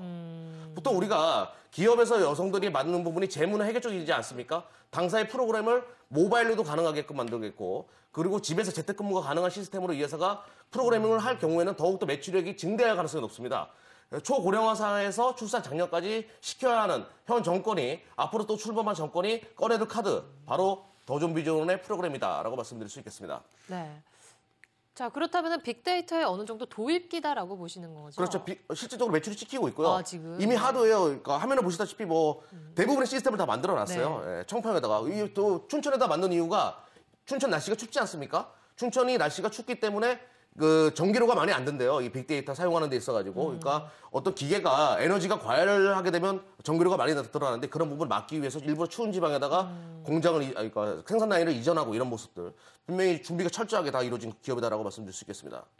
네, 그 출근 안 해도 되는 스마트 오피스 있잖아요. 네네. 그럼 지금 현재 어느 정도 진행이 돼 있는 건가요? 지금 현재 본격적으로 이 회사가 그런 부분에 있어가지고 매출을 내고 있지는 않지만 주식이라는 것은 미래 가치적인 부분을 지향을 하거든요. 현재는 일어나지 않지만 앞으로 일어날 수 있는 스토리들. 지금 현재 이 회사는 분명히 그런 기술력을 다 만들어 놓고 뭐 뚝딱이면 금방 만드는 회사니까요. 예, 네. 바로 출시가 가능하다라고 말씀드릴 수 있겠습니다. 그러면 현실 가능하네요. 그렇죠. 근데 이 기업이 제가 봤을 때 차트를 봤었는데 최고점을 찍었다고 들었거든요. 최고점을 이 회사는 찍지 않았습니다. 이 회사의 최고점은 4만 원이 넘었을 때예요. 지금 10,000원대입니다. 예. 아, 그래요? 예. 근데 이게 계속 올라가고 있는 걸로 알고 있는데 네. 이만큼 올라갔으면은 이제 떨어지려면 이제 되는 거 아닌가? 아, 제가 차트를 예. 길게 월봉적으로 보여주시죠. 예, 차트에 대해서 굉장히 민감하신 분이에요, 저분이. 변상식 씨. 예. 월봉을 한번 보도록 하겠습니다. 예. 지금 월봉인데 3만 원까지 올라갔었네요. 당사의 주가가 가장 많이 올라갔을 때가 35,000원 정도. 예, 35,000원 정도. 31,000원이에요. 예. 네. 3만 원 정도였고 지금 현재 10,000원 선에 내려와 있어요. 그러니까 3분의 1 토막이 난 거예요. 그동안에 성숙기가 없다, 성장성을 못 찾았다라는 이야기가 나오면서 주가가 많이 빠졌었는데 자, 그러면 일봉으로 보면서 제가 차트를 자세하게 살펴보도록 하겠습니다. 자, 이 회사는 고점을 뚫어놨어요. 그러니까 10,000원에서부터 시작해가지고 서서히 올라올 때 그 매물대였던 12,000원대를 이번에 뚫어놨었거든요. 고점을. 예, 최고점은 갱신한 상태예요. 그러니까 작년이랑 올해 들어와가지고의 최고점은 갱신한 상태고 다시 한번 눌러준 상태다라고 말씀드릴 수 있겠는데요. 자, 고점을 뚫어놨다는 것은 그러니까 새로운 고점을 만들어놨다는 것은 그만큼 이 회사는 또 다른 고점을 형성시킬 수 있다라는 시장의 기대 심리가 강한 종목이다라고 말씀드릴 수 있을 테고요. 매수가는 11,500원 정도에서 설정해 드릴 수 있겠고요. 목표가를 좀 더 크게 잡을게요. 이 종목은 11,500원에 설정해 드리는데 이 회사가 과거에 갭하락을 한 적이 있습니다. 갭하락으로 떨어졌던 구간이 있는데 이 갭을 메꿀 것이라 보고 있어요. 이 갭이 있는 구간이 19,000원 선입니다. 이 19,000원 선을 다시 한번 메꿀 수 있다고 보고 있기 때문에 19,000원 선 목표가 설정해 드리도록 하겠습니다. 어쨌든 이 종목의 정책 테마주잖아요. 아무리 안전하다고 해도 조금 위험할 거라는 그런 부담감이 있거든요. 제가 시중에 나와 있는 대부분의 정책 테마주들은 실질이 없어요. 네. 이 회사의 영업이익이나 매출액에 증가할 이유가 없는데 그래서 단순하게 투기성 자금들만 왔다 갔다 하고 있는데 이 회사는 굉장히 연기금도 많이 사고 외국인들도 그리고 투신도 많이 사는 안전한 종목이고 아직 시장의 정책 테마주로서 그 주가가 움직였다라고 말을 하는 사람들은 없습니다. 근데 앞으로 세법 개정안 이런 것이 계속 만들어질 경우에는 당사의 주가 흐름이 좋을 수밖에 없다라고 말씀드릴 수 있겠습니다. 네. 테마주는 아닌 거고요. 일단은 그렇죠. 새 정부 세법과 관련해서 수혜를 받을 수 있는 부분이 키포인트가 될 것 같고요. 정책과 관련한 실효성이 얼마만큼 또 될 수 있냐. 이 부분이 가능성을 또 네, 안고 어제 있는 것 그저께도 같아요. 뭐 정부에서 당사의 그 빅데이터 시스템을 사용하겠다, 전국적으로 지지하겠다는 이야기가 나왔기 네. 때문에 여전히 뭐 우리나라에서 유일하다고 말씀드릴 수가 있겠습니다. 유일하고 네. 유일무이하다. 정부 쪽에서 이렇게 많이 그 지지를 해준다면 일단 스마트 오피스 같은 경우에는 뭐 임산부라든지 또 그렇죠. 여성분들이 가정에서 이렇게 스마트 오피스를 이용할 수 있게끔 네. 많은 업체들이 많이 또 이 부분 이용해야 될 것 같아요. 맞아요. 그것도 있어요. 모바일 오피스 환경도 만들어 놨거든요. 네. 그 부분도 주목할 필요가 있습니다. 그러니까 그 제가 아는 여성 재무팀에 있는 여성분이 그 장을 보러 가가지고 이거 스마트 오피스로 모바일로 일을 하는 거 봤거든요. 우리가 주목할 필요가 있겠죠. 알겠습니다. 그 ERP 사업이 세계적으로 보면 독일의 뭐 SAP라든가 그리고 이제 미국의 마이크로소프트사가 네네. 원래 굉장히 좀 강한데 네네. 이제 도전 비전 같은 게 국내에만 좀 한정돼 있단 말이에요. 그렇죠. 국내에서는 굉장히 강한데 혹시 해외 진출도 당연히 준비하고 있고요. 제가 말씀드리고 싶은 가장 중요한 포인트. 왜 우리나라 소프트웨어에서는 해외로 수출하는 기업이 없습니까? 이제는 우리나라도 하드웨어가 아니라 소프트웨어에서 역량을 키워야 된다. 도전 비전의 가장 선두를 달릴 것이다라고 보고 있어요. 네, 더존 비주얼까지 저희 잘 살펴봤습니다. 자, 내일장에서 또 어떤 종목을 잘 매수를 해야 되는지 두 분께서 잘 선택을 하셨습니까? 예, 선택했습니다. 네, 지금 바로 확인해 보도록 하겠습니다. 예, 우선 제가 선택한 건 이경혁 전문가님의 더존 비주얼이고요. 우선 제가 선택한 이유가 이게 급등락이 심할 것 같습니다. 예, 지금 생각해다 봤을 때 최고점을 아직 다시 찍을 충분한 기업이 생각하기 때문에 저는 이번에 이경혁 전문가님 꼭 믿어보겠습니다. 근데 믿어도 되는 거죠, 확실히? 잘하셨어요. 주식 종목을 보는 센스가 좋으세요. 많이 달라요, 많이. 제가 요즘 상승세라서 내 종목 찍으면 다 이뻐.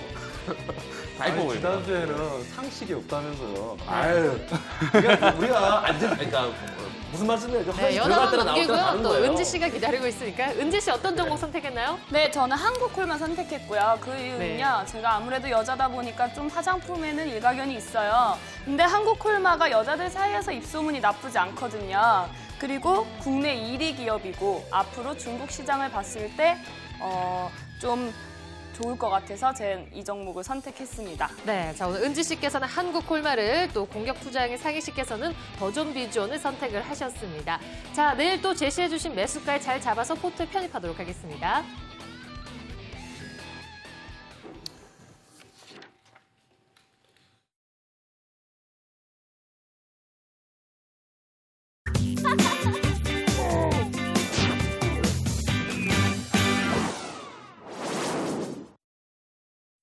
네, 기존 포트폴리오에 있는 종목들 또 AS 해봐야 되는데요. 안투위투 대표 두 분께서 지금 수익률이 어떤지 화면으로 확인해 보시겠습니다.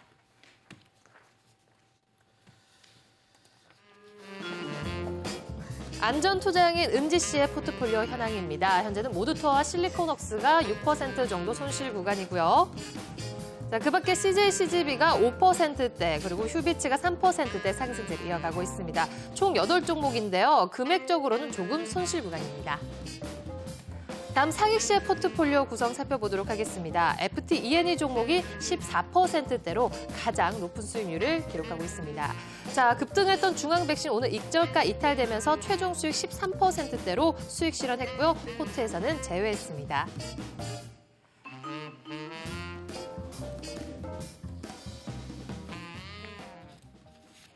자, 일단 상익 씨 포트폴리오 지금 수익 구간인데 기분 좋으시죠? 와, 이렇게 많이 올랐지 몰랐는데요. 근데 제가 봤을 땐 투자란 안전 위험 이런 게 없는 것 같습니다. 제가 볼 땐 오르면 그냥 안전한 것 같고요. 예, 아무튼 이렇게 많이 오를 줄 몰랐는데요, 솔직히 말해서. 네. 자, 그렇다면 상익 씨 어떤 종목이 가장 궁금하세요? 저 박수원 전문가님, 이 로에는 이게 별로 수익률이 다른 거에 비해서 이렇게 높지 않은 것 같아요. 이거 계속 가지고 있어야 되나요, 이거? 네, 로엔 종목 짚어주시죠. 네, 차트를 보면서 좀 말씀을 좀 드리도록 하겠습니다. 예.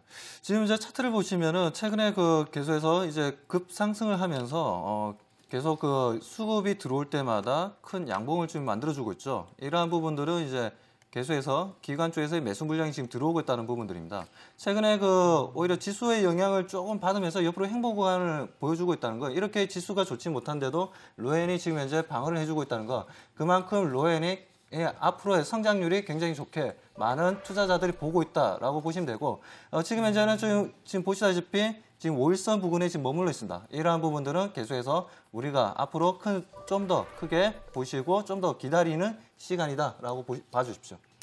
그 기다려야 된다는 게 언제까지 기다려야 될까요? 네.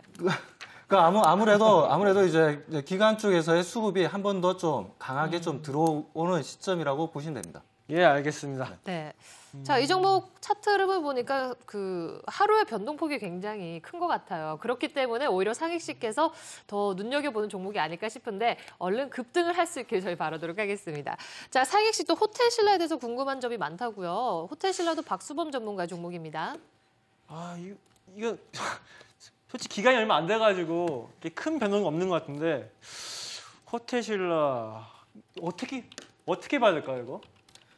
호텔신라 제가 저번 주에 이제 들고 나올 때도 말씀드렸지만, 우선 호텔신라가 이제 장충동에 있는 신라 호텔에 리노베이션에 들어갔습니다. 10일 날이었죠. 10일부터 해서 7월 말까지입니다. 7월 말까지. 그렇다면 1분기, 2분기 당연히 실적 안 좋습니다. 이러한 부분들은 작년 9월 달부터 계속해서 주가가 빠지는 흐름을 계속해서 보여줬다고 제가 차트를 보면 말씀을 좀 드렸던 부분들이고요. 이러한 부분들은 지금 현재 수급이 다시 한번 더 동반이 되면서 수급이 형성되면서 바닥을 지금 형성하는 부분들입니다. 바닥을 형성하는 부분이기 때문에 이 종목 또한 조금 더 기다림을 좀 가졌으면 합니다. 예, 그럼 제가 조금만 더 가져가 보겠습니다. 알겠습니다. 지금 조금 수익 구간이기 때문에 상익씨께서 그래도 마음의 평정이 있는 것 같아요. 자, 반면에 우리 은지 씨도 굉장히 좀 고민되는 종목도 있을 것 같고요. 네, 은지 씨. 네, 제가 종목을 보는 눈이 없나요? 지금 어떡하죠? 이거 다 와 계시죠? 아니, 어떻게? 네, 어떤 종목부터 볼까요? 황민혁 전문가님 오른다면서요. 네, 이거 더 떨어졌어요. 실리콘웍스네요. 어떻게 된 건가요? 네. 제가 기다리라고 이제 말씀을 드렸는데, 네, 조금만 더 기다려보세요. 일단 실리콘웍스 같은 경우에는 이제 제가 최근에 이슈가 됐던 게, 지금 어떻게 보면 아마 갖고 계신 분들도 아마 좀 지금 생각을 많이 하실 거예요. 지금 자리에서 팔아야 되는지 아니면 가져가야 될지. 그런데 실리콘웍스 같은 경우에는 최근에 이제 애플에 대한 리스크가 좀 많이 발생했거든요. 관련 업체들이 전부 다 이제 주가가 좀 흔들리기 시작했어요. 근데 실리콘웍스는 원래 그 전에 애플에서 이제 실리콘웍스 쪽으로 이제 물량을 수주하지 않겠다라는 그런 얘기도 또 나왔기 때문에 그에 비해서 조금 얘가 좀 더 나와서 주가가 좀 밀리지 않았나 그렇게 생각이 좀 듭니다. 네. 차트의 흐름을 보고서 지금 잠깐 짚어드리도록 하겠는데요. 실리콘웍스를 지금 솔직히 이제 판다는 것 자체가 지금 좀 말이 안 되는 것 같고요. 지금 이제 주가의 위치, 흐름을 잠깐 본다면 최근에 주가가 이제 반등이 나왔던 그 자리가 2012년도 5월달에 주가가 최저점을 찍었을 때 그 자리에서 반등이 나왔단 말이죠. 그게 이런 시점에서 본다면 지금 현재 실리콘웍스도 반등이 나왔던 자리가 지금 업황이 거의 바닥 국면에서 회복세로 이제 전환될 때 이런 흐름이 나왔었고, 지금 실리콘웍스는 실적도 좋아지고 있고, 그 다음에 지금 단기적인 일시적인 악재에 의해서 주가가 좀 밀렸을 뿐이지, 이 악재를 딛고 나서 다시 한번 또 주가가 또 올라갈 수 있는 그런 자리라고 생각을 하고 있기 때문에 지금 자리보다는 지금 최근에 이제 29,900원까지 이제 저점을 좀 찍었는데, 지금 현재 구간까지는 좀 더 이제 기다려 봤다가 지금 반등을 좀 기다려 보시는 게 오히려 더 이걸 갖고 계신 분들이라면 최선의 선택이 아닐까라고 생각이 듭니다. 알겠습니다. 제가 좀 흥분을 가라앉히고 좀 기다려보도록 하겠습니다. 근데 이경락 전문가님, 모두 투어 요즘에 여행 안 다니나요? 왜 떨어지나요? 성격 굉장히 급하시네요. 네, 급해요. 잠을 못 자겠어요, 정말. 네, 제가 분명히 이제 이 종목이 가지고 있었던 2007년도 이후에 새로운 고점을 갱신하려고 하다가 다시 한번 미끄러지는 구간에 있다라고 말씀드릴 수 있을 테고요. 분명히 제가 말씀드리지 않았습니까? 국내로 유입되고 있는 중국인 관광객들을 겨냥한 호텔 산업까지 분명히 또 다른 성장 궤도에 진입할 수 있다라고 말씀드렸기 때문에 너무 급하게 판단하지 마세요. 그리고 우리나라에 있는 수많은 펀드 매니저들과 애널리스트들이 2014년도 유망 종목으로 모두 투어를 많이 선점합니다. 그런 부분 우리가 주목할 필요가 있겠죠. 물론 뭐 이영락이 먼저 분석을 했겠지만 예, 다른 분들도 그렇게 바라보고 있다. 그러니까 전문가들도 다 좋아하는 종목이니까 은지 씨도 예, 이뻐하고 사랑해 주시기를 바라겠습니다. 네, 그러면 제가 사랑 좀 해볼게요. 차트 좀 보여주세요. 차트 좀 제가 보면서 말씀드릴게요. 예, 네. 지금 당사 같은 경우는 2012년도 이후에 그리고 14년도 이후에 또 다른 고점을 향해서 달려가고 있다가 그러니까 이때 고점이 형성됐었거든요. 32,500원대 형성이 되었었는데 네. 32,500원대 다시 한번 재탈환하기 위해서 돌아오다가 여기서 한 대 때려 맞았어요. 흔히 지금 말해서 고점 구간이네요. 예, 고점 구간에서 기다리고 있다가 사람들이 네. 던졌는데 이건 대부분 이제 단타 성향이 강한 자금들이 움직이고 있기 때문에 이런 부분이 있었다라고 말씀드릴 수 있을 테고요. 현재 상황에서는 다시 한번 재매수할 수 있는 타점이다. 오히려 강하게 공격적으로 매수를 더욱더 할 수 있는 자리다라고 말씀을 드릴 수가 있겠습니다. 네, 4분기 수익성 회복 기대라든지 어느 정도 좋은 소식은 들려오는 것 같아요.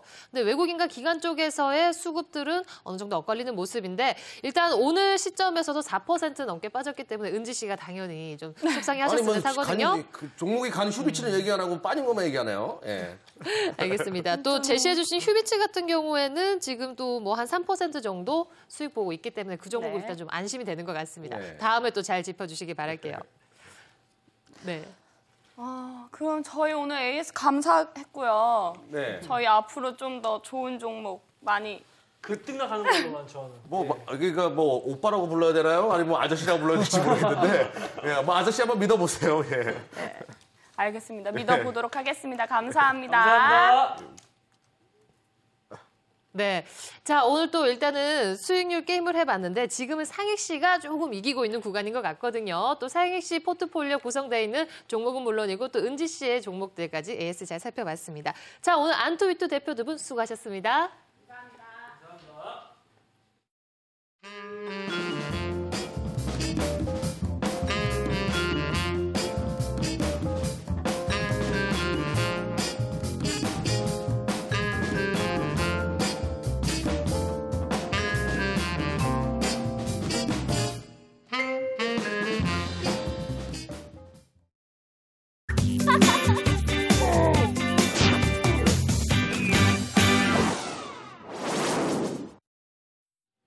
네, 오늘도 이슈 토크로 제가 또 잘 마무리를 해볼까 하는데요. 많은 분들께서 뱅가드와 관련해서 우려감이 굉장히 팽배했어요. 하지만 시장에서 영향은 제한적일 것이다. 이렇게 긍정적인 부분이 나오고 있는데 저희는 또 뱅가드 효과에 대해서 디테일하게 짚어보도록 하겠습니다. 자, 오늘은요 황민혁 전문가께서 준비해 주셨네요.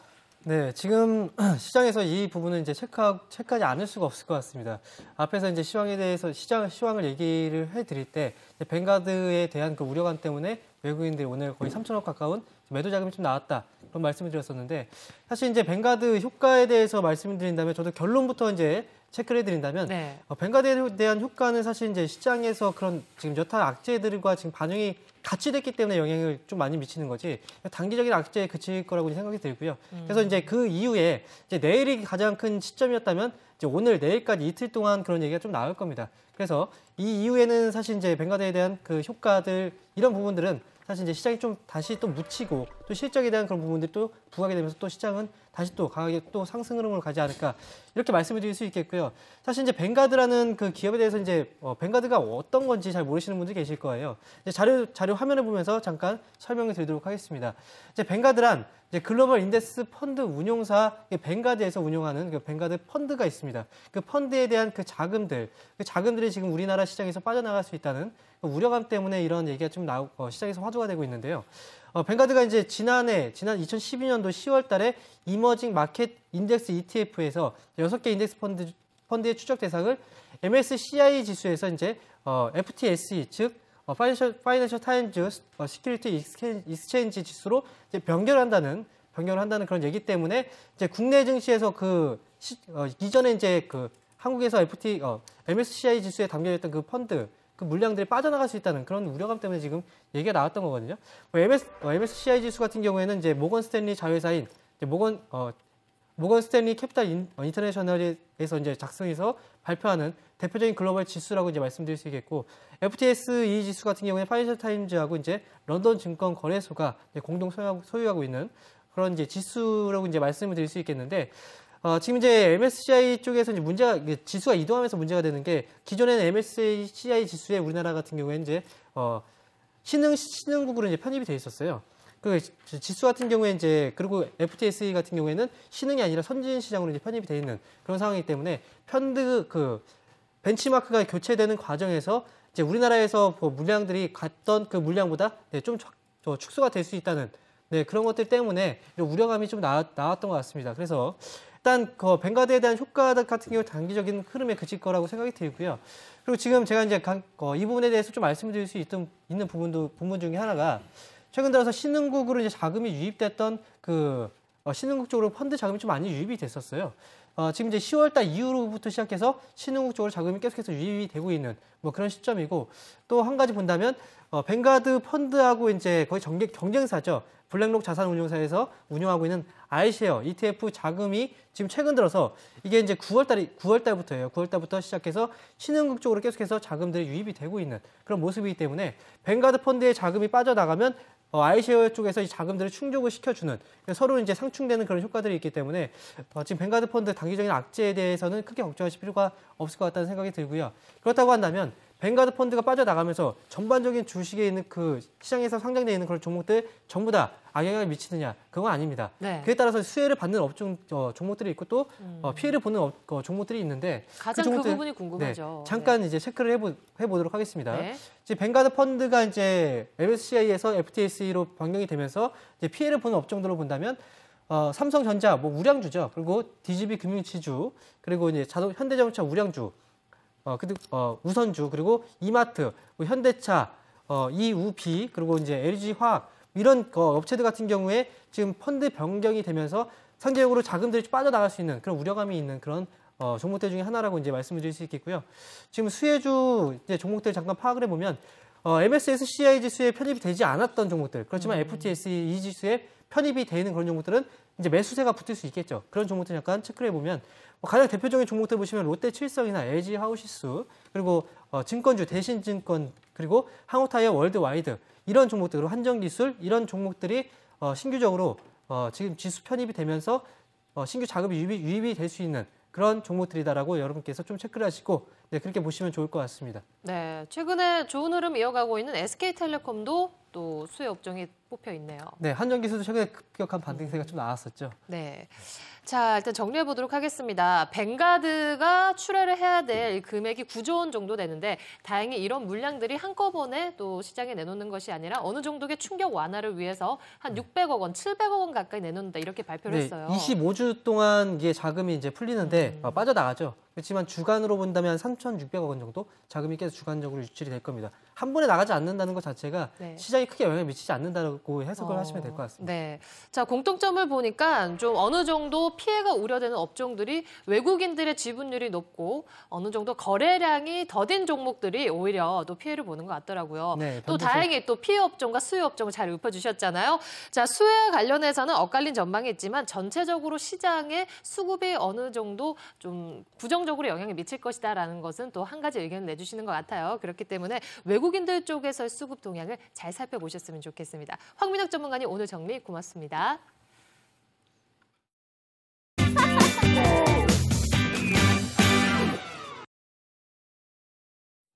네, 안투위투 오늘도 저희 열심히 발빠르게 달려왔습니다.